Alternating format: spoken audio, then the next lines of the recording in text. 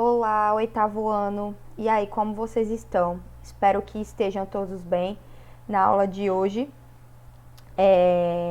abordarei sobre interpretação de textos, especificamente o gênero editorial, no caderno, tá? Então, pegue-o e acompanhe comigo. Então, o editorial, ele é empregado no jornalismo para expressar a opinião do veículo de comunicação. Como vocês já sabem, o gênero editorial ele traz a opinião do jornal, da revista, do veículo de comunicação como um todo. Tá? Então, em meio às notícias publicadas diariamente, os veículos de comunicação eles precisam destinar um espaço para opinar e se posicionar sobre determinados assuntos. Então, o editorial ele serve para isso, tá? Especificamente para poder trazer a opinião do veículo, né? Enquanto o gênero reportagem ele busca a inserção, né? Então, esse espaço é chamado de editorial. Enquanto o gênero reportagem busca a inserção na hora de relatar uma notícia, né? Relatar algo, e houve fontes que possuem diferentes modos de pensar, ou seja, né? Tanto na notícia quanto na reportagem, não traz a opinião, ele só vai informar sobre um determinado tema. Pode até trazer opiniões, mas são de terceiros, entrevistas a essas pessoas, e aí elas vão poder, né, explanar a opinião delas, mas não é tanto a notícia quanto a reportagem não se baseiam nisso, tá? Como o editorial. O gênero editorial deixa de lado estes princípios e expressa a opinião ou ponto de vista de quem está todos os dias em contato com esses fatos. Tá? O editorial se originou né? Quem fez foi Horace Greeley. Ele fez uma publicação na página, né? Ele foi o primeiro que fez o editorial na história, trabalhando para o jornal The Tribune, né? De Nova York. Né? Então ele começou a defender causas como o fim da escravidão e das guerras. E aí o estilo textual no começo foi um choque, porque até então os jornalistas da época eles não expressavam opinião, só tinha notícia, só tinha nem reportagem, era mais trabalhado em cima das notícias. E quando surgiu o editorial, muitos não concordavam com esse tipo de texto. Mas aí com o tempo o jornal ele foi crescendo e tomou uma proporção bem grande, trabalhando com o gênero. Então vamos lá, né? Vou fazer a leitura com vocês e para depois vocês terem aí o tempo para responder as questões. Então o editorial ele fala velozes, o título é Velozes sem Fúria. Tá vendo? O título ele tem que ser chamativo para o leitor.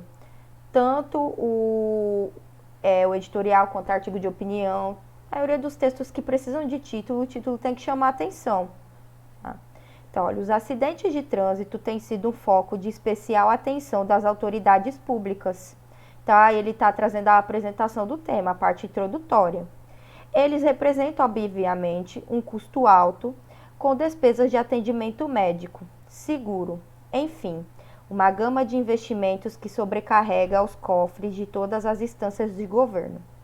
Mas há um custo maior, que os próprios motoristas e pedestres se esquecem, quando não fazem uma boa vistoria em seus veículos ou pilotam inadvertidamente em alta velocidade.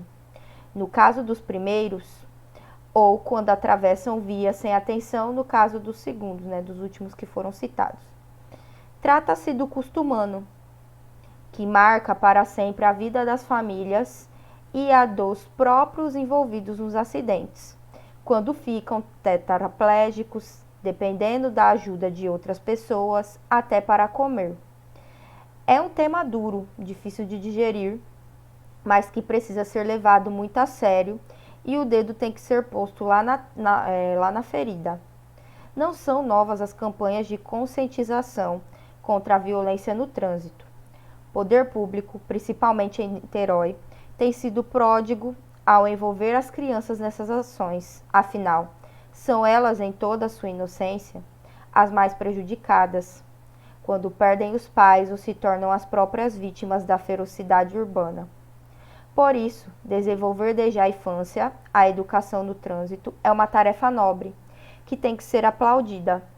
É um investimento no futuro, que pode reduzir em um espaço de tempo relativamente curto os índices de acidentes. Afinal, são essas crianças que logo estarão com as mãos no volante. Todos querem pessoas responsáveis dirigindo os veículos que tendem a ser mais velozes com o tempo, que não estejam então nas mãos dos furiosos. Então tá vendo que ele trabalha, ele tem toda aquela estrutura básica de todos, né, esses gêneros. Introdução, explana, apresenta o tema, o desenvolvimento vai aprofundar esse tema, trazendo dados, enfim, ele fala, né, das políticas públicas e a conclusão, uma proposta de intervenção, o que pode ser feito, tá? Então, o editorial trabalha em cima disso, tudo imparcialmente, ó. Verbos na terceira pessoa. Em momento algum, ele colocou acredito, minha opinião sobre, enfim, não é pessoal. Terceira pessoa. Não vem assinado, tá? Então, geralmente, os editoriais não têm a assinatura do editor-chefe para que, né, como ele é um texto que explana a opinião do jornal ou da revista, enfim, como um todo, não é necessária a assinatura do editor-chefe. Às vezes acontece de aparecer, mas nem sempre. Então, o primeiro quesito, identifique os argumentos fundamentais que sustentam a opinião defendida nesse editorial. Então, aí você vai encontrar lá no texto os argumentos que o autor utilizou, né, no caso, o editor utilizou para sustentar a opinião dele. O segundo, identifique as causas de prováveis acidentes. Tá? O terceiro, além dos motoristas, os pedestres também são responsabilizados por acidentes. De que maneira? De que maneira eles provocam esse acidente? O quarto, segundo o editorial, qual é a importância em envolver as crianças nessa campanha de conscientização sobre a violência no trânsito? Então, por que as crianças têm que estar envolvidas também? Não podem ser descartadas. E o quinto, identificar a opinião do editorial sobre o tema. Tá? Então é isso. Espero que tenham gostado. Palavra-chave é trânsito. Dúvidas no meu Instagram, professoriana. Só para enfatizar que vocês têm até o dia 30 para estar deixando o livro lá no colégio. Tá? Dia 30 de outubro, livro 2, tá? Livro 2, o 3 ainda, né, está em andamento. Então é isso, beijos, meus amores, e até a próxima aula.